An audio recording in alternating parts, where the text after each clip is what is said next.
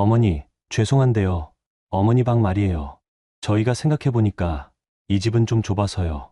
며느리가 몇 분이 지나서야 문을 열어줄 때부터 이상하다 생각했는데 제가 평생 모은 8억으로 마련해준 강남 시온집 거실에서 저는 얼어붙었습니다.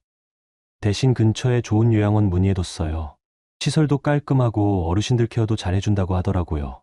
며느리의 말에 순간 손에 들고 있던 반찬 봉지가 떨어질 뻔했어요. 30년간 손수레를 끌며 모은 돈. 새벽마다 도매시장에서 밤새며 쌓아올린 그 모든 정성이 한순간에 무너져 내리는 기분이었거든요. 호서가, 너도 그렇게 생각하는 거야? 어머니, 저희도 아직 신혼이고 적응할 시간이 좀 필요해요. 아들마저 제 눈을 똑바로 보지 못했습니다. 35층 높이에서 내려다본 서울 시내가 아득했어요. 그때는 저도 아들 부부도 몰랐습니다.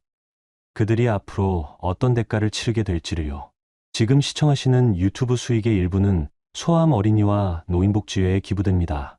지금 구독과 좋아요 누르시고 100만 채널의 재미와 감동을 받아보세요. 안녕하세요. 저는 한수님이라고 합니다. 올해 68살이에요. 지금 제가 들려드릴 이야기는 작년 봄에 일어난 일입니다. 그때만 해도 저는 아들 호석이와 며느리 세진이가 강남에 새 집을 마련한다는 소식에 마음이 설렜거든요. 평생 손수레를 끌며 시장에서 장사를 하고 새벽마다 도매시장에서 야간 근무를 하며 모은 돈이 드디어 제 역할을 하는 것 같았어요. 그날은 3월의 마지막 주 토요일이었습니다. 아침 일찍부터 부엌에서 호석이가 좋아하는 미역국을 소고기 잔뜩 넣어서 끓이고 세진이를 위해서는 깻잎 무침과 콩나물 무침을 정성스럽게 준비했어요. 국물이 식지 않도록 보온통에 따로 담고 반찬들은 플라스틱 통 5개에 나누어 정리했죠. 거기에 호석이가 어릴 때부터 좋아했던 계란말이까지 만들어서 검은 비닐봉지 2개에 나누어 담았습니다. 들고 가기엔 꽤 무거웠지만 그런 무게감이 오히려 든든했어요. 강남까지 가는 길은 생각보다 멀었습니다. 7호선에서 9호선으로 갈아타고 다시 2호선으로 갈아타니 1시간 반은 좋게 걸렸죠. 그래도 발걸음은 가벼웠어요. 푼수 같지만 지하철 안에서 만난 할머니들이 어디 가시는 길이에요? 라고 물어보시면 아들이 강남에 새 집 마련해서 가는 길이라고 자랑스럽게 대답하기도 했죠. 신축 아파트 단지 앞에 섰을 때의 기분을 지금도 잊을 수가 없어요. 45층짜리 건물 4동이 하늘 높이 솟아있고 입구에는 제복을 입은 경비 아저씨가 정중하게 인사를 해주셨죠. 로비 바닥은 대리석으로 되어 있어서 제 구두 소리가 똑똑 울렸습니다. 제가 평생 살아온 금천구 다세대주택과는 비교할 수 없을 정도로 웅장했어요. 안녕하세요 아저씨. 3505 사는 장우석 씨 엄마예요. 경비 아저씨가 친절하게 방문자 출입증을 만들어 주시며 엘리베이터 이용법까지 설명해 주셨어요. 35층이시면 고속 엘리베이터 타세요. 속도가 빨라서 귀가 좀 먹먹할 수 있어요. 처음 타보는 고속 엘리베이터는 정말 그 말대로였습니다. 순식간에 35층에 도착하니 귀가 멍멍하더라고요. 복도는 조용했고 깨끗했어요. 새 아파트 특유의 페인트 냄새와 함께 고급스러운 느낌이 물씬 풍겼죠. 3505 문패를 확인했을 때 가슴이 두근거렸습니다. 고급 아파트라 그런 건지 며느리가 준비한 건지 장호석 윤세진이라고 적힌 새하얀 명패도 있더라고요. 우리 호석이 이름이 그렇게 당당하게 붙어있는 걸 보니까 눈가가 뜨거워졌어요. 현관벨을 눌렀습니다. 1번, 2번. 누구세요? 인터폰 너머로 세진이 목소리가 들렸어요. 평소보다 조금 경계하는 톤이었지만 새 집이라 그럴 거라고 생각했죠. 세진아, 나야. 어머니, 반찬 좀 갖고 왔어. 인터폰 너머로 잠깐의 침묵이 흘렀습니다. 그러더니 누군가와 속삭이는 소리가 희미하게 들렸어요. 아, 어머니. 잠깐만요. 몇 분이 지나고 나서야 현관문이 열렸습니다. 세진이가 얼굴을 내밀었는데 표정이 어딘지 어색했어요. 평상시 밝은 모습과는 달리 눈가에 당황스러운 기색이 역력했죠. 어머니, 안녕하세요. 들어오세요. 말은 그렇게 했지만 목소리에 생기가 없었어요. 마치 억지로 하는 인사 같았죠. 현관을 들어서니 정말 넓었습니다.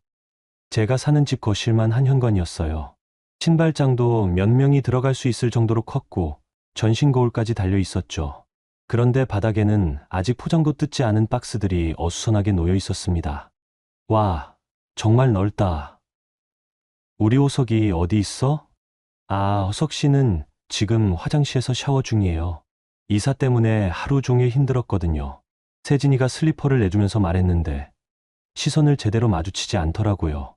뭔가 불편해하는 기색이 역력했어요. 거실로 들어서니 정말 숨이 막힐 정도로 넓었습니다. 통창으로 된 거대한 베란다 너머로 한강이 내려다 보였고 가구들은 아직 제대로 배치되지 않은 채 이곳저곳에 놓여 있었죠. 그런데 세진이는 계속 문 쪽을 쳐다보면서 안절부절 못하는 모습이었어요. 어머니, 앉으세요. 그런데 좀 죄송한데요. 세진이가 소파 끝자리를 가리키며 말했습니다. 제가 가져온 음식들을 식탁에 올려놓으려고 하는데 세진이가 먼저 손을 내밀어 받아들더라고요. 고마워요. 그런데 이삿짐 정리가 아직 덜 끝나서요. 집 안이 정말 엉망이거든요. 괜찮아. 나도 도와줄게. 호석이는 언제 나오나? 그때 화장실 쪽에서 물소리가 멈췄습니다.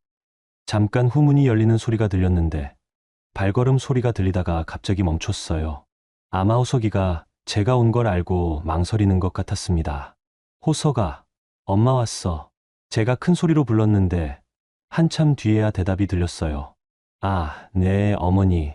금방 나갈게요. 목소리가 어딘지 어색했습니다. 평상시 저를 보면 달려나오던 호석이가 이상하게 시간을 끌고 있었어요. 아이, 저 사람은 왜 안 나와? 세진이는 더욱 불편한 기색을 보였습니다. 손을 비비적거리면서 계속 시계를 쳐다보더라고요. 어머니, 사실 말씀드릴 게 있는데요. 뭔데? 저희가 이 집에서 생활하는 걸 생각해 보니까요. 세진이가 말을 뭉개면서 시선을 피했습니다. 그러더니 갑자기 밝은 표정을 억지로 지으며 이어갔어요. 정말 좋은 곳을 알아봤거든요. 시설도 정말 좋고 어르신들 케어도 완벽하게 해주시는 요양원이에요. 저희가 직접 가서 확인해 봤는데 정말 괜찮더라고요. 그 순간 제 머릿속이 하얘졌습니다. 요양원이라고? 네, 어머니. 사실 이 집이 신혼집이다 보니까요. 저희도 적응할 시간이 필요하고 그리고 어머니께서도 또래분들과 함께 계시는 게 더 즐거우실 것 같아서요. 그때 드디어 호석이가 나왔습니다. 머리가 젖은 채로 티셔츠를 대충 입고 나온 모습이었는데 제 얼굴을 제대로 쳐다보지 못하더라고요. 어머니, 안녕하세요. 평상시와는 전혀 다른 딱딱한 인사였습니다. 어릴 때부터 저를 보면 엄마 하고 달려와서 안기던 그 아이가 맞나 싶을 정도로 어색했어요. 호석아, 너도 그렇게 생각하는 거야? 호석이는 세진이 눈치를 보더니 고개를 돌렸습니다. 어머니, 세진이 말이 맞아요. 요양원이 더 좋을 거예요.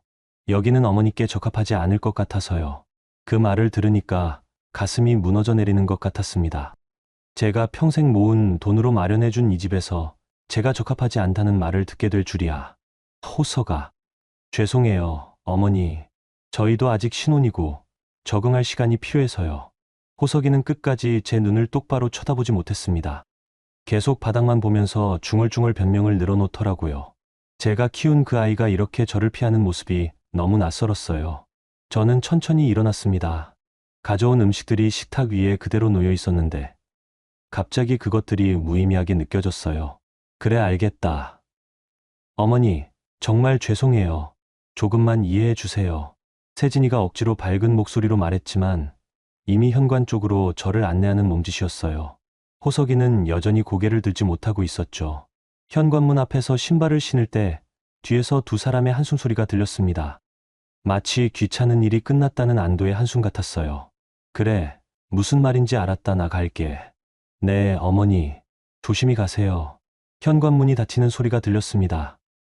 딸까 하는 작은 소리였지만 제 귀에는 천둥처럼 크게 들렸어요. 복도에 혼자 서 있으니 갑자기 모든 게 현실로 다가왔습니다. 방금 전까지 그 넓은 집 안에서 느꼈던 어색함과 냉기, 호석이의 피하는 눈길, 세진이의 억지스러운 미소가 모두 생생했어요. 엘리베이터를 타고 1층으로 내려가면서 거울에 비친 제 모습을 봤습니다. 새 아파트의 화려한 엘리베이터 안에서 초라해 보이는 68살 여자. 그 모습이 갑자기 서글펐어요. 1층 로비를 지나 아파트 단지를 나서면서 고개를 들어 35층 정도 되는 곳을 바라봤어요. 저기쯤이겠지. 하얀 베란다, 창문 너머로 사람들의 그림자가 움직이는 게 보였습니다. 아마 제가 나간 후 편안해진 모습으로 이삿짐 정리를 하고 있겠죠. 지하철역으로 가는 길에 문득 이런 생각이 들었습니다. 내가 지금까지 뭘 위해 그렇게 열심히 살아왔나 하는 생각이요. 그렇게 빈손으로, 빈 마음으로 집에 돌아왔습니다. 작년 그날의 일이에요. 아파트에서 돌아온 길은 참 멀게 느껴졌습니다. 지하철 안에서도 계속 호석이와 세진이의 표정이 눈에 밟혔거든요. 특히 호석이가 제 눈을 제대로 쳐다보지 못하던 모습이 자꾸 떠올랐어요. 금천구 다세대주택 골목에 들어서니 저녁 7시가 넘어 있었습니다.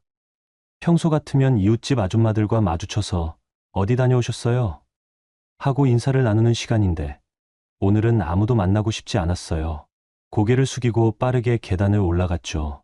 3층까지 올라가는 낡은 계단은 20년 넘게 오르내린 길이었습니다. 계단 하나하나가 삐걱거리는 소리도 익숙했고 2층 김씨댁에서 나오는 저녁 냄새도 늘 똑같았어요. 그런데 오늘은 모든 게 낯설게 느껴졌습니다. 현관문을 열고 들어서니 집이 너무 조용했어요. 남편이 돌아가신 지 벌써 10년이 넘었지만 오늘처럼 적막감이 무겁게 느껴진 적은 없었거든요. 불을 켜니 익숙한 것이 나타났는데 갑자기 이 집이 너무 초라해 보였습니다. 부엌에서 물 한 컵을 마시고 방으로 들어갔어요. 장롱 위쪽 서랍 깊숙이 숨겨둔 낡은 가방을 꺼냈습니다. 검은 가죽 가방이었는데 남편이 살아있을 때부터 써온 것이라 모서리가 다 달아 있었죠. 그 안에 제 인생의 전부라고 할 수 있는 것들이 들어있었거든요. 통장이 7개 나왔습니다. 각각 다른 은행, 다른 목적으로 만든 것들이었어요. 가장 오래된 것은 남편과 결혼하고 처음 만든 농협 통장이었죠. 표지가 누렇게 변해서 글씨도 잘 보이지 않을 정도였습니다. 하나씩 펼쳐보기 시작했어요. 첫 번째 통장을 열어보니 잔액이 1억 2천만 원이었습니다. 이 돈은 시장에서 손수레를 끌며 채소 장사를 할 때 모은 것들이었어요. 매일 새벽 4시에 일어나서 도매시장에서 배추, 무, 당근을 사와서 손수레에 싣고 골목골목 다니며 팔았죠. 통장 뒷장을 넘기니 수십 년 전의 입금 내역들이 나왔습니다. 2만 원, 3만 원, 많아야 5만 원씩 들어간 기록들이었어요. 하루 종일 손수레를 끌고 다녀도 그게 전부였거든요. 비 오는 날은 아예 장사를 못해서 그날은 입금이 없었고 겨울에는 채소가 얼어서 손해를 보는 날도 많았습니다. 이 돈 하나하나가 다 땀이었는데 혼잣말이 나왔어요. 손끝으로 통장을 넘기니 종이가 바싹거렸습니다. 두 번째 통장은 남편 보험금이 들어있는 것이었어요. 2억 3천만 원이 딱 한 번에 입금된 기록만 있었죠. 남편이 갑작스럽게 뇌출혈로 쓰러진 후 병원비로 많이 나갔지만 그래도 이만큼은 남았었거든요. 그때 보험회사 직원이 정말 좋은 보험에 가입하셨네요 라고 했던 말이 기억났습니다. 남편은 살아생전에 순임아, 나한테 뭔 일 생기면 이 보험금으로 호석이 결혼 준비해줘라고 했었어요.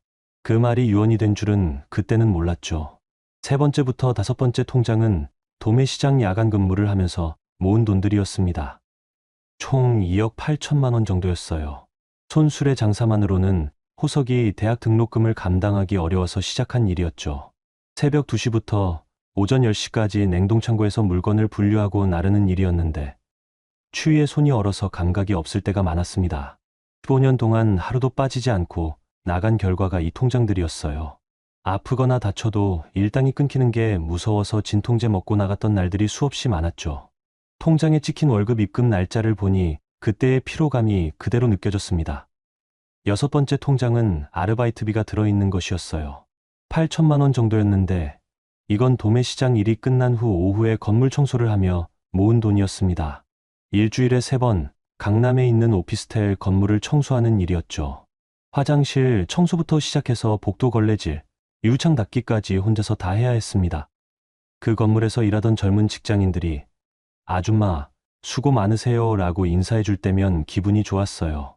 특히 한 젊은 남자 직원은 제가 일하는 모습을 보고 우리 어머니 같으세요 라고 말해준 적도 있었거든요. 마지막 통장에는 나머지 자잘한 돈들이 들어있었습니다. 명절 때 친척들에게 받은 용돈, 이웃들 심부름에 주고 받은 수고비, 재활용품 팔아서 얻은 돈까지 모두 모아둔 것이었어요. 5천만 원 정도였는데 이것도 만만치 않은 금액이었죠. 모든 통장을 다 확인해 보니 총 8억 6천만 원이었습니다. 제가 68살까지 살면서 한 푼 두 푼 모은 전 재산이었어요. 이 돈을 모으느라 새 옷 한 벌 사입지 못하고 외식은 꿈도 꾸지 못하고 아플 때도 병원비 아껴가며 살았었거든요. 통장들을 바라보고 있으니 갑자기 허탈감이 밀려왔습니다. 호석이가 결혼한다고 했을 때 얼마나 기뻤는지 몰라요. 이제 내가 모은 돈이 드디어 쓸 곳이 생겼구나 하고 생각했었거든요. 그래서 흔쾌히 6억씩 넘는 돈을 아들 부부 신혼집 마련비로 내줬던 것이었는데 요양원이라고 했나? 그 말을 다시 떠올리니까 가슴이 답답해졌습니다. 제가 평생을 바쳐서 모은 돈으로 마련해준 그 집에서 저는 환영받지 못하는 존재가 된 거였어요. 통장을 하나씩 다시 정리하면서 옛날 생각이 났습니다. 호석이가 어릴 때는 엄마, 나 커서 돈 많이 벌어서 엄마한테 큰 집 사줄 거야 라고 했었거든요. 그때는 그 말이 그렇게 예뻤는데 지금 생각해보니까 허무한 약속이었나 봅니다. 늦은 밤이었지만 잠이 오지 않았어요. 침대에 누워서 천장을 바라보니 온갖 생각이 머릿속을 맴돌았습니다. 혹시 제가 너무 성급하게 판단한 건 아닐까? 호석이와 세진이도 나름대로 어려운 사정이 있는 건 아닐까 하는 생각들이요. 그런데 아무리 생각해봐도 오늘 그들의 태도는 이해할 수 없었어요. 특히 호석이가 제 눈을 똑바로 쳐다보지 못하던 모습이 계속 마음에 걸렸거든요. 뭔가 숨기는 게 있다는 느낌이 들었습니다. 새벽 2시가 넘어서야 겨우 잠들었는데 꿈에서도 통장을 뒤적이고 있었어요. 그런데 꿈속에서는 통장 잔액이 모두 0원으로 바뀌어 있더라고요. 깜짝 놀라서 깼을 때 식은땀이 등을 흠뻑 적시고 있었습니다. 그날 밤 이후로 마음이 계속 무거웠어요. 뭔가 해결책을 찾아야 할 것 같은데 어디서부터 시작해야 할지 막막했거든요. 파트 3 법률전담 오해란과의 재회. 통장을 들여다보며 밤을 새운 다음 날 저는 한 가지 결심을 했습니다. 이 문제를 감정적으로만 접근해서는 안 되겠다는 생각이 들었거든요. 그래서 오랜 인연이 있는 분에게 조언을 구하기로 했어요. 고진우 씨를 처음 만난 건 제가 30살 무렵이었습니다. 그때 저는 재래시장에서 손수레를 끌며 채소 장사를 하고 있었는데 어느 날 20대 후반 정도로 보이는 깔끔한 젊은 남자가 제 좌판 앞에 왔어요. 아줌마, 배추 한 포기 주세요. 정장 차림의 그 사람이 시장에 있는 모습이 어딘지 어색했어요. 그런데 며칠 뒤에 또 왔고 그 다음 주에도 왔더라고요. 나중에 알고 보니 어머니가 아프신데 집에서 김치를 담그시겠다고 해서 배추를 사러 다니신다는 거였어요. 아들이 효자네요. 아니에요. 당연한 일이죠. 그분은 항상 정중했습니다. 시장 아줌마들한테도 존댓말을 쓰고 거스름 돈 계산도 정확하게 해주셨어요. 그런데 어느 날 지갑을 깜빡하고 오신 적이 있었거든요. 아, 죄송합니다. 돈을 안 가져왔네요. 내일 가져다 드릴게요. 괜찮아요. 그냥 가져가세요. 아니에요. 꼭 내일 드릴게요. 정말 다음 날 오셔서 돈을 주시면서 감사했습니다 라고 인사하시더라고요. 그때부터 뭔가 신뢰가 생겼어요. 몇 년 뒤 그분이 작은 회사를 차리신다는 소식을 들었습니다. 무역업을 시작하신다고 하시면서 아줌마 덕분에 좋은 기운 받아서 사업이 잘 될 것 같아요 라고 농담하셨죠. 그 후로도 가끔 시장에 오셔서 안부를 물어봐 주셨고 제가 도매시장 야간 근무를 시작했을 때도 몸 조심하세요 라고 걱정해 주셨어요. 세월이 흘러 그분의 사업이 점점 커졌고 나중에는 진우그룹이라는 대기업을 운영하게 되셨거든요. 그런데도 저를 잊지 않고 명절 때마다 안부 인사를 해주셨어요. 제가 남편 장례를 치를 때도 조의금을 보내주셨고 호석이 대학 입학할 때도 축하 인사를 해주셨습니다. 강남구 테헤랄로에 있는 진우그룹 본사는 30층짜리 고층 빌딩이었습니다. 로비에 들어서니 대리석 바닥이 반짝반짝 빛났고 천장은 어찌나 높은지 목이 아플 정도였어요. 정장 입은 사람들이 바삐오가는 모습을 보니 괜히 위축됐습니다. 안내 데스크에 있던 젊은 여직원에게 말을 걸었어요. 안녕하세요. 고진우 회장님과 약속이 있어서 왔는데요. 성함과 연락처 확인해도 될까요? 한수님입니다. 미리 전화드렸어요. 직원이 컴퓨터를 확인하더니 친절하게 웃으며 방문자 카드를 만들어 주었습니다. 25층으로 올라가시면 됩니다. 엘리베이터는 저쪽입니다. 25층에 도착하니 회장실 앞 대기실이 나왔어요. 고급스러운 소파와 커피 테이블, 벽에 걸린 유명 화가의 그림들이 인상적이었죠. 비서 한 분이 나와서 인사를 해주셨습니다. 한수님 어머님 맞으시죠? 회장님께서 기다리고 계십니다. 회장실 문이 열리니 진우 씨가 자리에서 일어나 맞아주셨어요. 이제는 이른이 넘으신 연세에 머리가 희끗해지셨지만 여전히 반듯한 모습이셨습니다. 수님 씨 오셨군요. 앉으세요. 번거로우실 텐데 불러서 죄송해요. 무슨 말씀이에요? 제가 오늘이 있기까지 수님 씨 덕을 많이 받는 거려. 진우 씨는 여전히 예에 바르셨어요. 직접 차까지 따라주시면서 근황을 물어보셨죠. 호석이는 잘 지내죠? 네, 얼마 전에 결혼했어요. 아, 그랬군요. 축하해요. 잠깐 망설이다가 제가 겪고 있는 상황을 말씀드렸습니다. 아들 부부의 신혼집 마련을 도와줬는데 요양원 이야기가 나왔다는 것, 제가 모은 돈이 어떻게 사용됐는지, 지금 마음이 어떤지까지 솔직하게 털어놨어요. 진우 씨는 중간에 끼어들지 않고 끝까지 들어주셨습니다. 이야기가 끝나니까 한참 생각하시더니 입을 여셨어요. 수님 씨가 그동안 얼마나 고생하셨는지 제가 잘 알죠. 그런 분이 이런 대우를 받으시면 안 됩니다. 그래도 제 자식인데, 자식이라고 해서 부모를 함부로 대해도 되는 건 아니에요. 더군다나 수님 씨가 평생 모은 돈으로 도움을 받았으면서 그런 말을 하다니. 진우 씨의 목소리에 분노가 섞여 있었어요. 저보다 더 화가 나신 것 같았죠. 제가 법률 전담 변호사를 소개해 드릴게요. 오해란 변호사인데 이런 문제를 전문적으로 다루는 분이에요. 변호사까지 만날 일인가요? 수님 씨, 이건 단순한 가족 문제가 아니에요. 재산상의 문제가 얽혀 있잖아요. 정확한 법적 조언을 받아보시는 게 좋을 것 같아요. 진우 씨가 내선 전화를 걸어서 오해란 변호사를 불렀습니다. 10분 정도 지나서 문이 열리며 50대 중반 정도의 단정한 여성이 들어왔어요. 안녕하세요. 오해란입니다. 오해란 변호사는 깔끔한 검은 정장에 회색 머리를 단정하게 올린 모습이었습니다. 첫인상부터 신뢰가 갔어요. 회장님께서 말씀해 주신 상황을 대략 들었는데 자세한 내용을 듣고 싶습니다. 저는 다시 한번 처음부터 상황을 설명했어요. 평생 모은 돈의 내역, 아들 부부에게 준 금액, 오늘 겪은 일까지 빠뜨리지 않고 말씀드렸죠. 오해란 변호사는 중간중간 메모를 하면서 들으시더니 몇 가지 질문을 하셨어요. 어머님께서 아들 부부에게 주신 돈이 정확히 어떤 명목이었나요? 신혼집 마련비라고 했어요. 전세금과 이사비용 포함해서요. 그 돈을 주실 때 따로 약속하신 게 있나요?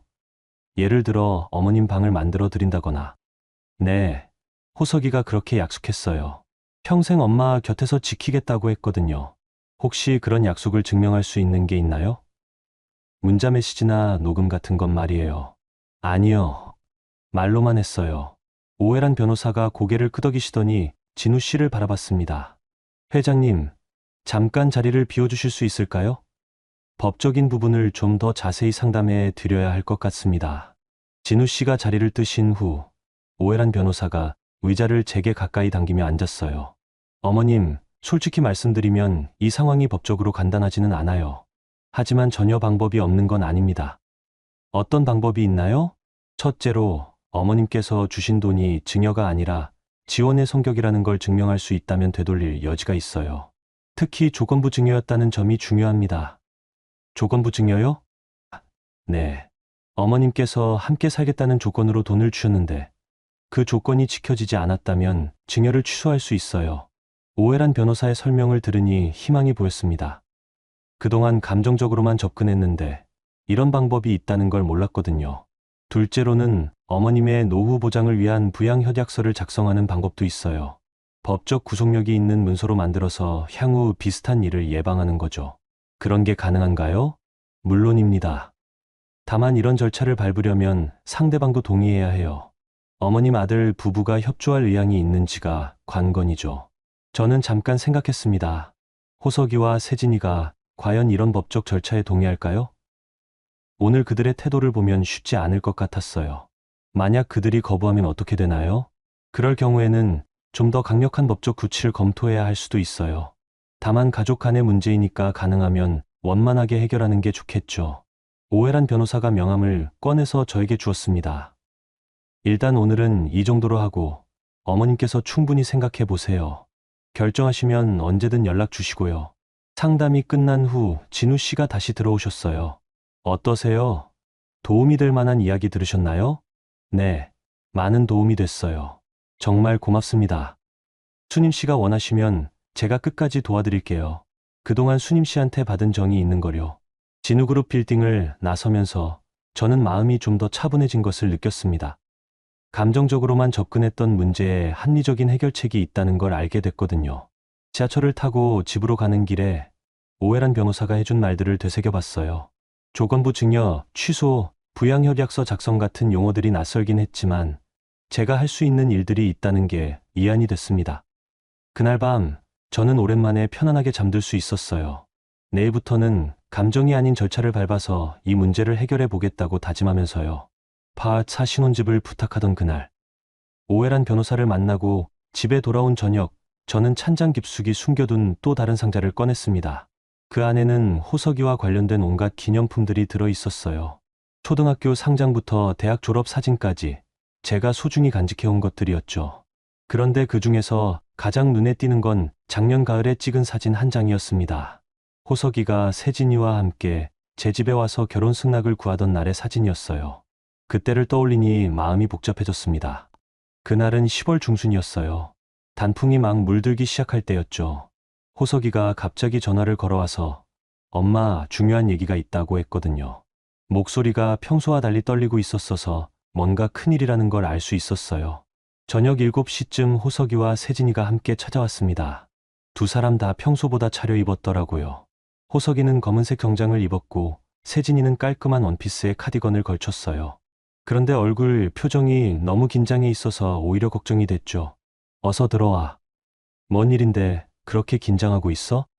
거실로 안내하면서 물어봤는데 호석이가 세진이 손을 꽉 잡고 있더라고요. 두 사람이 소파에 나란히 앉는 모습이 어딘지 어색했어요. 엄마, 저희 결혼하려고 해요. 호석이가 조심스럽게 말을 꺼냈을 때 저는 너무 기뻤습니다. 38이나 된 아들이 드디어 짝을 만났다는 게 얼마나 다행스러웠는지 몰라요. 정말 언제부터 만났는데? 1년 정도 됐어요. 세진이 정말 좋은 사람이에요. 세진이가 수줍게 웃으며 인사했어요. 안녕하세요. 윤세진입니다. 그래, 많이 들었어. 우리 호석이가 자랑을 많이 하더라. 그날 저녁은 정말 즐거웠어요. 세진이도 예의 바르고 상냥했고 호석이도 연인이 생긴 후 훨씬 밝아진 모습이었거든요. 저는 그들을 위해 정성스럽게 음식을 차려내고 늦은 시간까지 이야기를 나눴습니다. 그런데 그로부터 2달 뒤 12월 말 즈음 호석이한테서 또 다른 전화가 왔어요. 이번에는 목소리가 완전히 달랐습니다.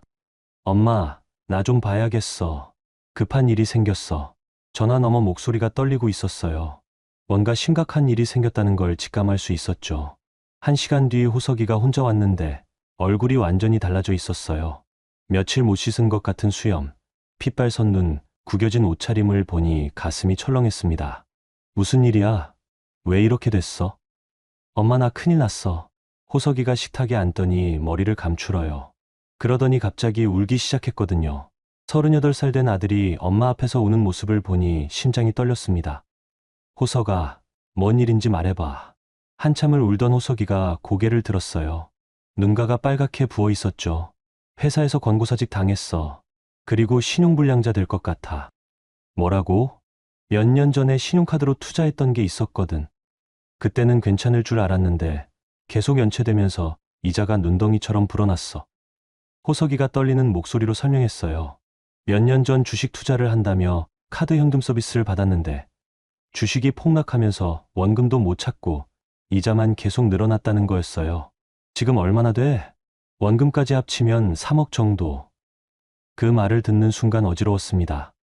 3억이라는 돈이 얼마나 큰지 누구보다 잘 알고 있었거든요. 그래서 세진이는 뭐래? 세진이도 모르고 있어. 말할 수가 없어서. 호석이가 다시 고개를 떨궜어요. 어깨가 작게 떨리고 있었죠. 호석아, 차근차근 해보자. 길이 있을 거야. 엄마, 나 진짜 죽고 싶어. 어떻게 이렇게 됐는지 모르겠어. 그때의 호석이는 정말 절망적이었어요. 평생 본 적 없는 모습이었죠. 제 아들이 그렇게 무너져 있는 걸 보니 가슴이 찢어지는 것 같았습니다. 며칠 뒤 세진이도 사실을 알게 됐고 두 사람이 함께 찾아왔어요. 세진이도 많이 충격받은 모습이었지만 호석이를 원망하지는 않더라고요. 어머니, 저희가 어떻게 해야 할지 모르겠어요. 일단 결혼은 미뤄야겠지. 이런 상황에서 어떻게 결혼을 해? 호석이가 체념한 목소리로 말했어요. 그런데 세진이가 고개를 저었습니다. 아니에요. 저는 호석 씨와 함께 이 어려움을 헤쳐나가고 싶어요. 그 말을 듣는 순간 세진이라는 사람이 정말 믿을 만하다는 생각이 들었어요. 그런데 신혼집은 어떻게 하지? 전세금도 없는데. 그것도 포기해야죠. 월세로라도. 두 사람이 한숨을 내쉬는 모습을 보니 마음이 아팠습니다. 특히 호석이가 엄마, 미안해. 평생 실망만 시켜드려서 라고 말할 때는 눈물이 나려고 했어요. 그날 밤 잠자리에 들면서 저는 오랫동안 생각했습니다. 제가 평생 모은 8억 6시 1천만 원이라는 돈이 머릿속에 계속 맴돌았거든요. 며칠을 고민하다가 결심을 했어요. 그리고 호석이를 불러서 말했습니다. 호석아, 엄마가 도와줄게. 엄마, 무슨 말씀이세요? 너희 빚 정리하고 신혼집도 마련해 줄 수 있어. 호석이가 믿을 수 없다는 표정으로 저를 쳐다봤어요. 엄마가 그런 큰 돈이 어디 있어요? 그때 저는 통장들을 꺼내서 보여줬습니다. 호석이가 그 숫자들을 보고 얼마나 놀랐는지 몰라요. 엄마 이게 다 진짜예요? 하, 응. 너 키우느라 평생 모은 돈이야. 호석이가 갑자기 제 앞에 무릎을 꿇었어요. 그러더니 눈물을 흘리면서 말하더라고요. 엄마, 정말 죄송해요. 그리고 정말 고마워요. 괜찮아. 이럴 때 쓰려고 모은 돈이니까. 엄마, 약속할게요. 평생 엄마 곁에서 모실게요. 절대 혼자 두지 않을게요. 그때 호석이의 목소리는 정말 진심이었어요. 눈물 범벅이 된 얼굴로 제 손을 꽉 잡고 있었거든요. 우리 같이 살자. 강남에 큰 집 얻어서 엄마 방도 따로 만들어 드릴게요. 그래도 될까? 당연하죠. 엄마가 해주신 일인데 당연히 함께 살아야죠. 그때 세진이도 옆에서 고개를 끄덕였어요. 어머니, 저희가 평생 보온하겠습니다. 그 순간만큼은 정말 행복했어요. 제가 모은 돈이 드디어 의미 있게 쓰이는 것 같았고, 아들 부부가 진심으로 감사해하는 모습이 뿌듯했거든요.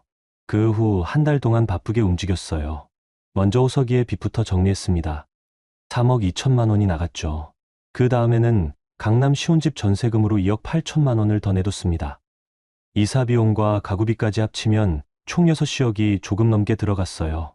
통장에서 그 큰 돈이 빠져나갈 때마다 마음 한편으로는 불안했지만 호석이와 세진이가 고맙다고 인사할 때마다 뿌듯했습니다. 엄마, 정말 고마워요. 평생 잊지 않을게요.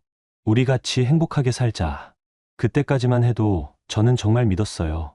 호석이의 그 약속을 말이에요. 지금 그 사진을 들여다보니 그때의 기억이 생생합니다. 호석이가 제 앞에 무릎 꿇고 약속하던 모습, 세진이가 고개 숙여 인사하던 모습이 선명하게 떠오르더라고요. 그런데 불과 몇 달 만에 요양원을 알아봤다는 말을 듣게 될 줄이야. 사진을 다시 상자에 넣고 뚜껑을 닫았습니다. 이제 더 이상 감정에만 의존할 수는 없을 것 같았어요. 오해란 변호사 말처럼 절차를 밟아서 정확하게 처리해야겠다는 생각이 들었습니다. 그날 밤, 저는 오래도록 잠들지 못했어요. 과거의 약속과 현재의 배신 사이에서 마음이 갈라지는 것 같았거든요. 사진을 정리하고 나니 갑자기 오래된 기억들이 떠올랐습니다. 호석이의 어린 시절, 남편이 살아있던 그 시절 말이에요. 그때는 지금 사는 이 다세대 주택도 아니었어요. 구로구에 있는 더 작은 단칸방에서 셋이 살았거든요. 방 하나에 부엌 겸 거실이 있는 12평짜리 집이었죠. 화장실은 밖에 있어서 겨울에는 정말 추웠습니다. 남편은 작은 공장에서 일했어요. 월급이 많지 않아서 늘 빠듯하게 살았죠.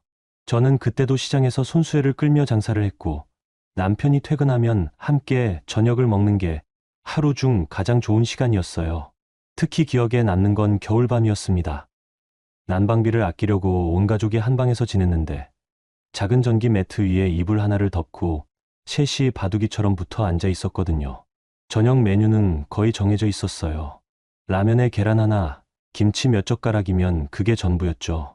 가끔 남편이 용돈을 조금 남겨뒀을 때만 햄이나 어묵을 넣어 주었습니다. 순임아, 오늘은 좀 푸짐하네. 남편이 라면 그릇을 들여다보며 웃었어요. 그날은 제가 시장에서 팔다 남은 파를 조금 넣었거든요. 아빠, 나도 파 좋아해. 어린 호석이가 젓가락질도 서툰데 열심히 파를 건져 먹는 모습이 귀여웠어요. 그때 호석이는 7살이었거든요. 우리 호석이가 파도 잘 먹네. 키 크겠다. 아빠처럼 크고 싶어. 아빠보다 더 크자. 그래서 엄마, 아빠 보호해줘야지. 그런 대화들이 참 소중했어요. 비록 먹을 게 별로 없었지만 셋이 함께 둘러앉아 웃으며 나누는 시간이 행복했거든요. 남편은 항상 희망적이었어요. 힘든 일이 있어도 집에서만큼은 밝게 웃으려고 노력했죠. 순임아, 내년에는 좀 더 큰 집으로 이사하자. 그럴 수 있을까? 당연하지. 나도 승진하고 너도 장사 잘 되고 있잖아. 우리 호석이한테 자기 방도 만들어주고 그때는 정말 그런 날이 올 거라고 믿었어요. 남편과 함께라면 무엇이든 할 수 있을 것 같았거든요. 주말이면 셋이 함께 근처 뒷산에 올라갔습니다. 도시락을 싸가는 것도 아니고 그냥 마트에서 산삼닭김밥 하나씩 들고 올라갔어요. 정상에서 서울 시내를 내려다보면서 먹는 그 김밥이 세상에서 가장 맛있었죠. 우리 나중에 저기 아파트에서 살까? 남편이 멀리 보이는 고층 아파트들을 가리키며 말했어요. 정말 그럴 수 있을까? 왜 안 돼? 우리 호석이 공부 열심히 해서 좋은 직장 들어가면 가능해. 호석이가 두 팔을 벌리며 소리쳤어요. 나 커서 엄마 아빠한테 큰 집 사줄 거야. 그 목소리가 산에 메아리쳐 돌아왔을 때 우리는 모두 웃었습니다. 그 웃음소리가 지금도 귀에 서네요. 저녁에는 동네 목욕탕에 함께 갔어요. 목욕료가 아까워서 일주일에 한 번 정도만 갔지만 그날만큼은 특별했거든요.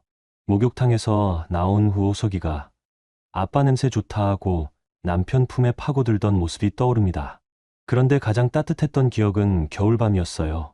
전기료를 절약하려고 일찍 불을 끄고 셋이 한 이불 속에 들어가는데 호석이가 저와 남편 사이에 쏙 끼어서 자더라고요.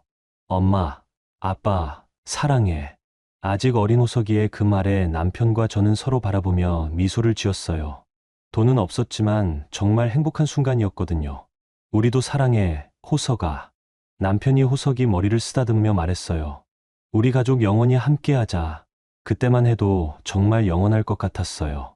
가난해도 서로 사랑하고 서로 의지하면서 살 수 있을 거라고 생각했죠. 그런데 남편이 갑자기 쓰러진 건 호석이가 고등학생이 될 때였어요. 뇌출혈이었는데 병원에 도착했을 때는 이미 늦었더라고요. 마지막 말도 제대로 못하고 떠나버렸습니다. 그 후 저는 혼자서 호석이를 키워야 했어요. 남편이 남긴 보험금도 있었지만 대부분 장례비와 병원비로 나갔고 호석이 교육비도 만만치 않았거든요. 그때부터 도매시장 야간 근무를 시작했고 낮에는 손수레 장사를 계속했어요. 힘들었지만 호석이가 있어서 버틸 수 있었죠. 그 아이가 엄마 고생 많아라고 어깨를 주물러 줄 때면 모든 피로가 날아갔거든요. 지금 이 순간 그때의 기억들이 더욱 선명하게 느껴졌어요. 가난했지만 진심으로 서로를 사랑했던 그 시절과 지금이 얼마나 다른지 깨달았거든요.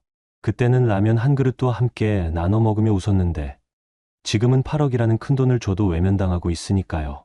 창밖을 바라보니 어느새 밤이 깊어 있었습니다.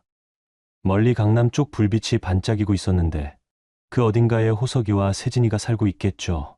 그들은 지금 무엇을 하고 있을까요? 혹시 저에 대해서 이야기하고 있을까요? 문득 남편이 살아있다면 이런 상황을 어떻게 생각할까 하는 궁금함이 들었어요. 아마 많이 속상해할 것 같았습니다. 자기가 그렇게 사랑했던 아들이 이런 행동을 한다면 말이에요. 하지만 동시에 이런 생각도 들었어요. 이제는 감정에만 의존할 때가 아니라는 생각이요.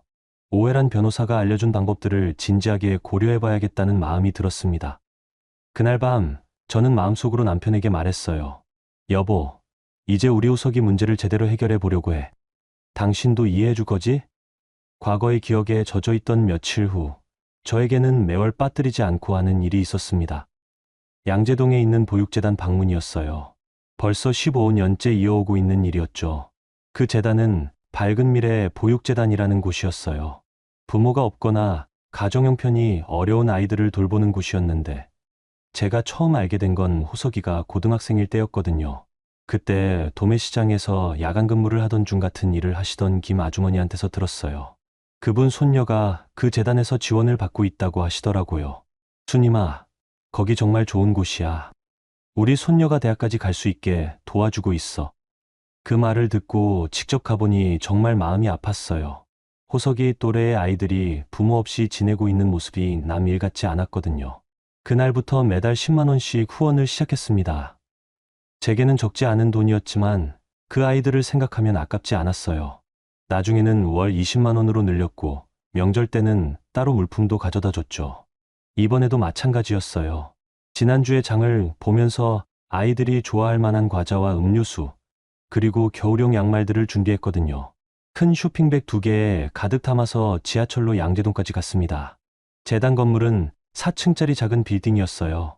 1층은 사무실이고 2층부터 4층까지는 아이들이 생활하는 공간이었죠. 입구에 들어서니 익숙한 냄새가 났습니다. 아이들 급식 냄새와 소독제 냄새가 섞인 특유의 냄새였어요. 어머님, 오셨네요.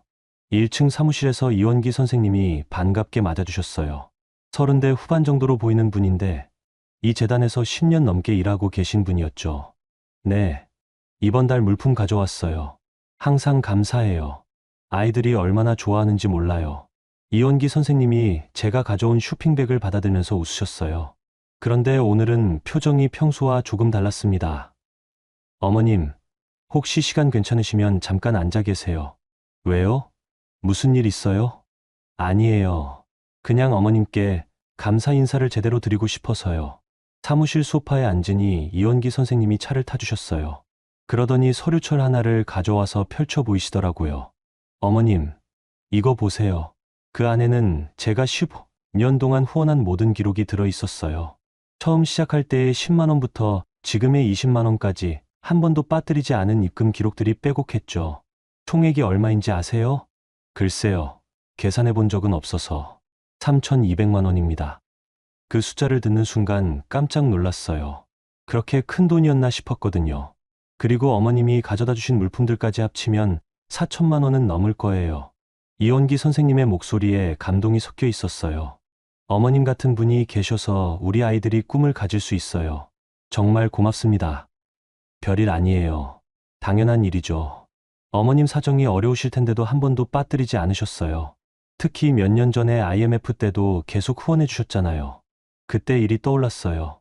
외환위기로 온 나라가 어려웠을 때도 저는 후원을 끊지 않았거든요. 제 형편도 힘들었지만 그런 때일수록 이 아이들이 더 어려울 거라고 생각했어서요. 아이들이 어머님 덕분에 대학도 가고 좋은 직장도 구했어요. 지난달에 졸업한 수민이도 어머님께 인사드리고 싶어 했는데. 아, 그 아이가 대학을 졸업했다고요? 네. 간호학과 나와서 대학병원에 취직했어요. 어머님이 후원해주신 덕분이죠. 이야기를 나누는 동안 2층에서 아이들 소리가 들려왔어요. 방과 후 숙제를 하는 시간인 것 같았죠. 그 소리를 들으니 마음이 따뜻해졌습니다. 그런데 그때 1층 입구 쪽이 소란스러워졌어요. 누군가 문을 여는 소리와 함께 목소리들이 들렸거든요. 실례합니다. 혹시 한수님이라는 분 오셨나요? 그 목소리를 듣는 순간 가슴이 철렁했어요. 호석이 목소리였거든요. 이원기 선생님이 고개를 돌리며 일어났어요. 어떤 분을 찾으시는 거죠? 저희 어머니인데요. 한수님이라고 혹시 여기 오셨나요? 호석이와 세진이었어요. 두 사람이 급하게 들어오는 모습이 보였죠. 그런데 저는 왜인지 일어서지 못했습니다. 아, 그분이시라면. 이원기 선생님이 제 쪽을 바라보려는 순간 저는 급하게 손짓을 했어요. 잠깐만 기다리라는 뜻이었죠. 지금은 안 계신데요. 언제 오시는지는 정확하지 않고요. 그럼 기다려도 될까요? 글쎄요. 오늘 오실지도 확실하지 않은데. 세진이가 조급한 목소리로 말했어요. 저희가 정말 급해서 그래요. 어머니를 꼭 만나야 해서. 두 사람의 목소리에 절망감이 섞여 있었어요. 그런데 저는 아직 그들을 만날 준비가 되지 않았습니다. 일단 나가서 기다리시죠. 오시면 연락드릴게요. 연락처 남겨도 될까요? 호석이가 명함을 꺼내면서 말했어요. 이원기 선생님이 받아들고 고개를 끄덕였죠. 두 사람이 나간 후 이원기 선생님이 저에게 물어봤어요. 어머님, 혹시 무슨 일이라도 있으신 건가요? 아니에요. 그냥 아직 만날 마음의 준비가 안 돼서요. 아드님 같아 보이시던데 사이가 안 좋으신가 봐요. 저는 간단하게 상황을 설명해 드렸어요. 아들 부부에게 신혼집을 마련해 줬는데 요양원 이야기가 나왔다는 것, 지금 마음이 복잡하다는 것까지요. 이원기 선생님이 깜짝 놀라시더라고요. 어머님이 그런 일을 겪으셨다니 정말 속상하셨겠어요. 그래서 지금 법적인 상담도 받아보고 있어요. 당연히 그러셔야죠. 어머님이 얼마나 선한 분인지 저희는 15년 동안 지켜봤거든요. 그때 창밖을 보니 호석이와 세진이가 재단 입구 앞에서 서성이고 있었어요. 두 사람 모두 초조한 표정이었죠. 어머님, 뒷문으로 나가시면 될 것 같아요. 감사해요. 오늘은 이만 가볼게요. 뒷문으로 나가면서 마지막으로 창문 너머를 봤는데 호석이가 핸드폰으로 누군가와 통화하고 있었어요. 아마 제게 전화하는 것 같았죠. 하지만 제 폰은 집에 두고 왔거든요. 집으로 돌아가는 길에 이원기 선생님이 해주신 말이 계속 머릿속을 맴돌았어요. 어머님 같은 분이 계셔서 우리 아이들이 꿈을 가질 수 있어요. 그 말을 들으니 제가 살아온 인생이 헛되지 않았다는 생각이 들었습니다. 비록 아들에게는 인정받지 못했지만 다른 누군가에게는 의미 있는 삶이었다는 걸 확인할 수 있었거든요. 집에 도착해서 핸드폰을 확인해 보니 부재중 전화가 20개가 넘어 있었어요. 모두 호석이에게서 온 것이었죠. 문자 메시지도 여러 개 와 있었습니다. 엄마, 전화 받아. 급해. 엄마, 어디 계세요? 집에도 안 계시고. 엄마, 정말 미안해. 꼭 만나야 해. 세진이 이름으로도 문자가 와 있었어요. 어머니, 정말 죄송합니다. 저희가 잘못했어요.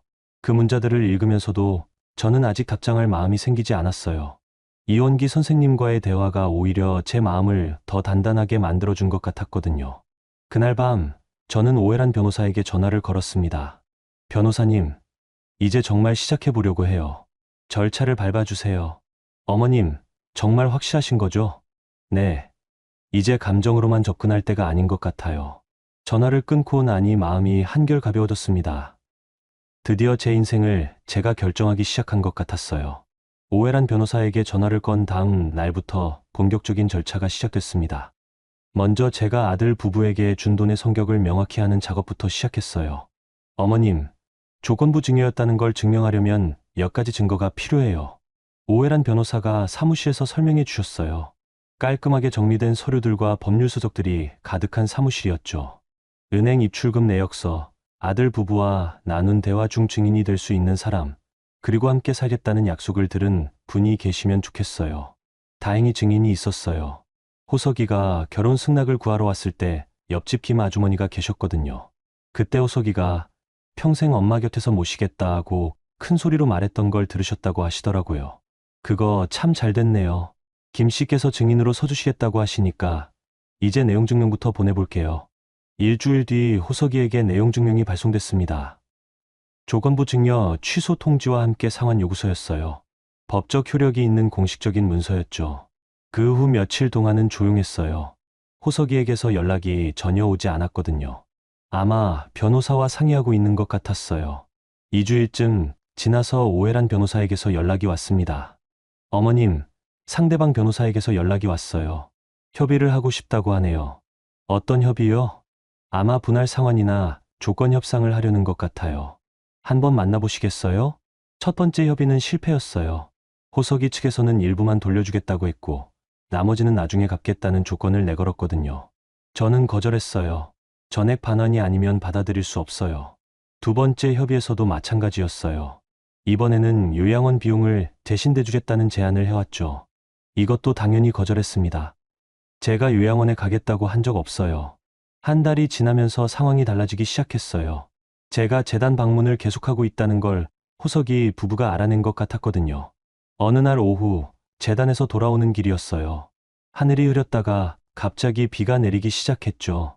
우산도 없이 나온 터라 급하게 지하철역으로 향했습니다. 그런데 재단 근처 골목에서 익숙한 실루엣 두 개가 보였어요.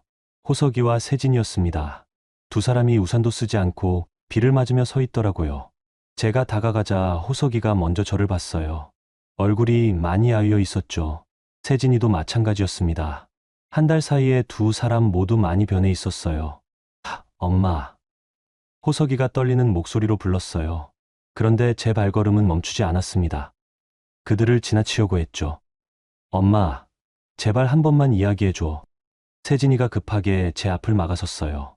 비에 젖은 머리카락이 얼굴에 달라붙어 있었죠. 어머니, 정말 죄송해요. 저희가 정말 잘못했어요. 지금 와서 뭘 말하려고. 제 목소리는 평상시보다 차가웠어요. 한 달 동안 마음을 정리하면서 더 단단해진 것 같았거든요. 호석이가 갑자기 제 앞에 무릎을 꿇었습니다. 비에 젖은 아스팔트 바닥에 그대로 꿇어앉는 모습이었어요. 엄마, 미안해. 정말 미안해. 세진이도 따라서 무릎을 꿇었어요. 두 사람이 나란히 무릎을 꿇고 고개를 숙인 모습을 보니 마음이 복잡해졌습니다.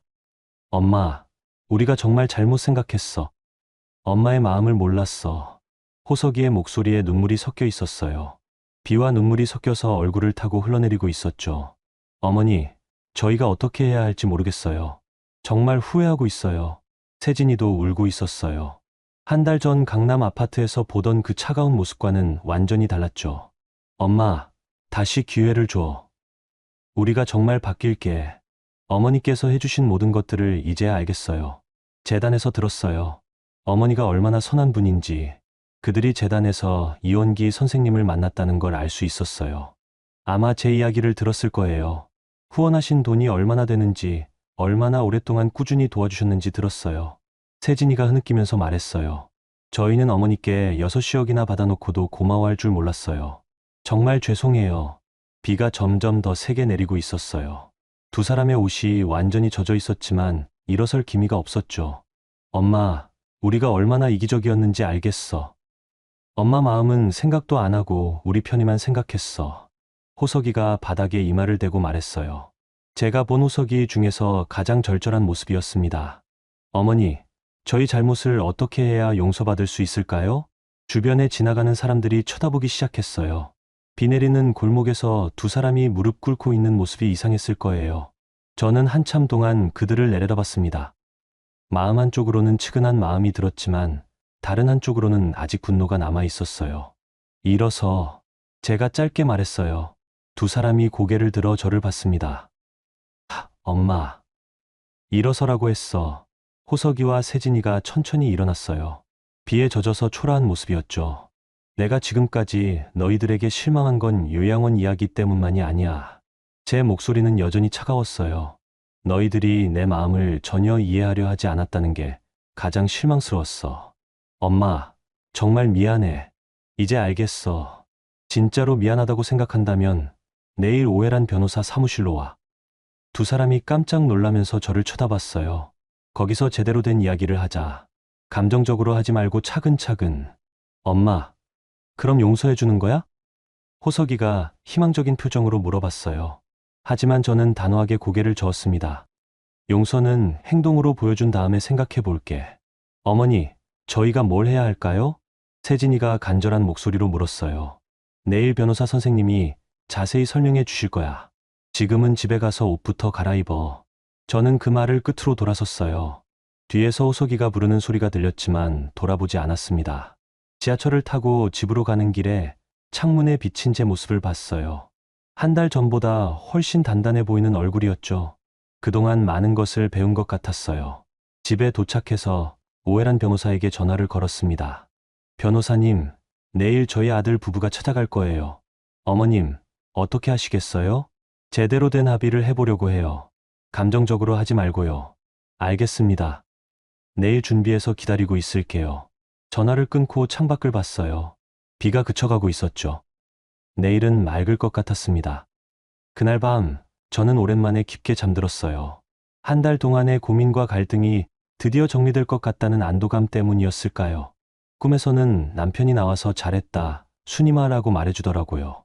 그 목소리가 너무 선명해서 깨고 나서도 한참 여운이 남았습니다. 다음 날 오후, 오해란 변호사 사무실에서 만남이 있었습니다. 호석이와 세진이는 어제보다 훨씬 차분한 모습이었어요. 정장을 단정하게 차려입고 왔더라고요. 어머님, 앉으세요. 오해란 변호사가 회용 테이블을 가리켰어요. 저는 한쪽에, 호석이 부부는 맞은편에 앉았습니다. 테이블 위에는 두꺼운 서류 뭉치들이 놓여 있었죠.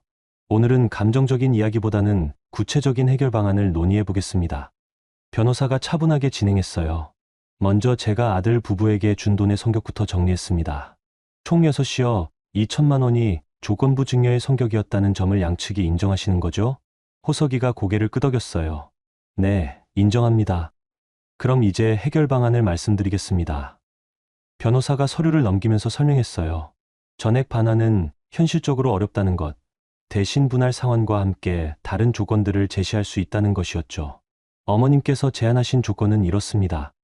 강남 아파트 매매 후 전세로 이주, 그리고 어머님과의 동거 재개입니다. 세진이가 놀란 표정을 지었어요. 아파트를 팔라는 말씀이세요? 네. 그 돈으로 빚을 정리하고 나머지는 어머님께 돌려드리는 겁니다. 호석이가 세진이와 눈을 마주치더니 고개를 끄덕였어요. 알겠습니다. 그렇게 하겠어요. 정말로요? 제가 되물었어요. 어제까지만 해도 강남을 떠나고 싶어 하지 않을 거라고 생각했거든요. 네, 어머니. 그 집에 있는 게 의미가 없어요. 어머니가 안 계신 집은 집이 아니에요. 호석이의 목소리에 진정성이 느껴졌어요. 합의 과정은 생각보다 순탄했습니다. 두 사람이 진심으로 잘못을 인정하고 있다는 게 느껴졌거든요. 1시간 뒤 모든 서류에 서명이 완료됐어요. 아파트 매매 절차, 전세 이주 계획, 그리고 앞으로의 동거 조건까지 모두 정리됐죠. 그럼 이제 이것도 받으세요. 저는 가방에서 작은 통장 하나를 꺼냈어요. 남편 보험금 일부가 들어있는 예금 통장이었죠.